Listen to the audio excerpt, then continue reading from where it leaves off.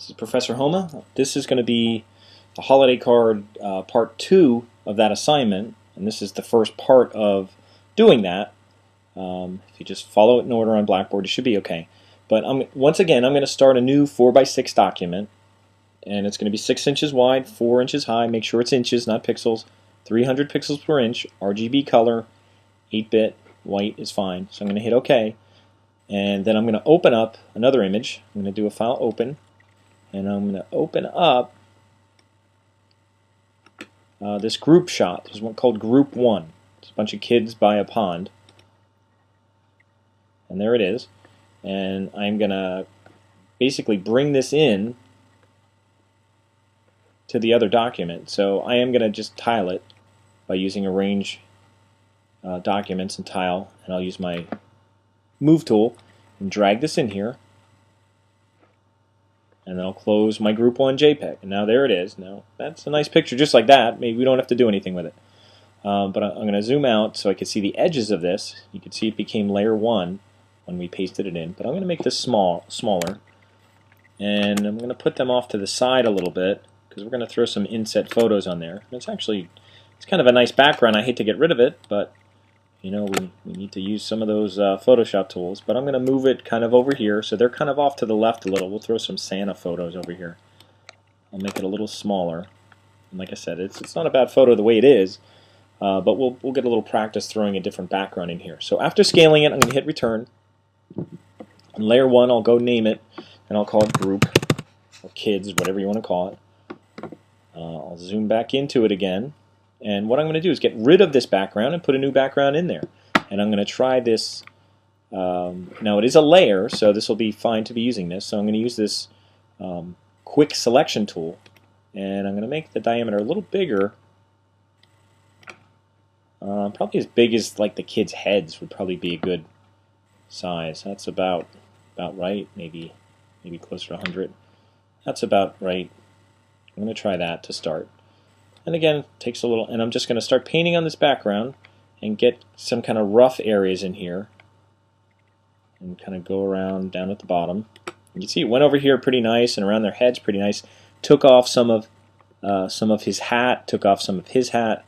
I'll kind of push that out. Now what I could do, now I'm selecting the backgrounds, so it selected too much of things that I don't want. So if I could hold Option and kind of deselect things, but what I want to do is just use a smaller brush because that area in the hat's going to be kind of small. So I'm going to hit Option and then just kind of push that out, so I'm not selecting that anymore. And I'll do the same thing here on his hat, kind of push that out a little. And then I'm going to leave go and just brush naturally in there so it goes in that area. And these things happen. See, now I'll have to Option to go out and get her hat again. And there's a little area in there I want to get. And you can see that's hard because there's some light areas right around her hat that there's kind of a lack of contrast. Even his collar there is sticking up. But actually that's pretty good. Now it's going down to this beam here. I could try to keep going down and see how it goes around him. And I could just kind of go over this stuff. So you could see the selections kind of going around everything I want. I'm not worried about the inner stuff, but it's going around everything I want. And what I'm going to do is use a layer mask because again, you can. It's forgiving. It's not permanent. If the edge isn't perfect or if you have to edit anything, you could use black and white paint on that mask and adjust it. So right now, this is the area that I don't want. This is the area that I want to hide.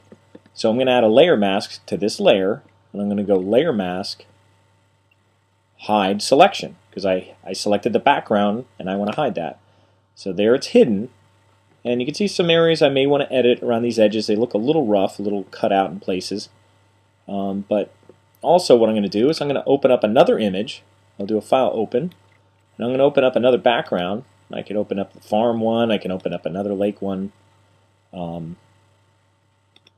Maybe I'll throw another pond one in here.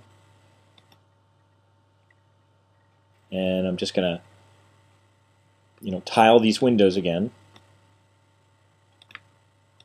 And drag this one in here and close this. And I'll zoom out a little bit to see where the edge of that photo is. Now that photo went on top of what I was working on. I can go over here to my layer palette and drag it below See where that line gets thick? That's where I want to leave go.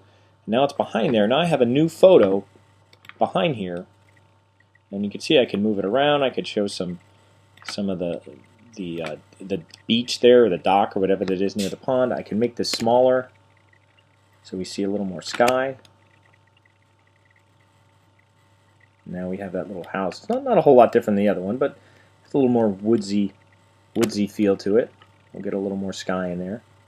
And that's a nice back. I'll zoom in so we can see this a little better, but that's kind of what we're looking at. Now there's some areas here that we may want to get rid of from the mask, and even some of those areas that we worked on aren't quite as noticeable, but you can see this green coat looks kind of rough around the edges here. But you know, that layer mask, again, if I option click on here, and actually I have to hit return and OK that scale, but if I option click on the mask, this is what's going on here.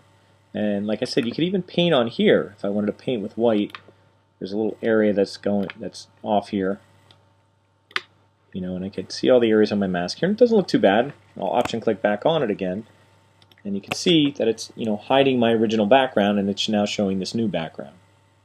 And you could, you know, do that with any kind of background. So, and I can still move these things. Right now, the layer mask, and the layer are linked. So I can move these guys, and they'll still be silhouetted. Although you see, if I move it, there's still parts of the background that didn't get part of that mask. So I'd have to add black and tweak that a little bit. You know, if I was going to move these guys around a little bit, I'd have to tweak the mask a little bit. And I can also move the background layer, you know, behind them as well, if I want to, you know, if I want to add more sky or whatever I want to do. You can make them sit higher up, or you can make them kind of lower. I like them kind of a little bit more sky. That's probably good like that. Trees cut off a little bit. So I'm going to leave it like that. And again, I'm going to do a save as and save this into that Holiday 2 folder, and I'll just call it Kids Pond, because it's Kids by the Pond .psd. You can put your initials on here, and I'm going to save it in this Holiday Card 2 folder. This is my Photoshop file. Hit OK for the options that comes up. So this is the first part of it. I put a layer mask by using the quick selection tool, just like we used on that previous exercise with the girl in the wagon, and then we kind of slipped another photo behind it to put a new background. Now we have to edit some of this to make them look like we could edit some of it, all of it.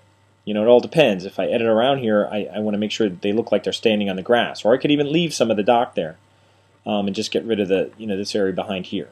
So I'm going to do some of that, but let me stop right here, and then we'll kind of move on with some of the inset photos.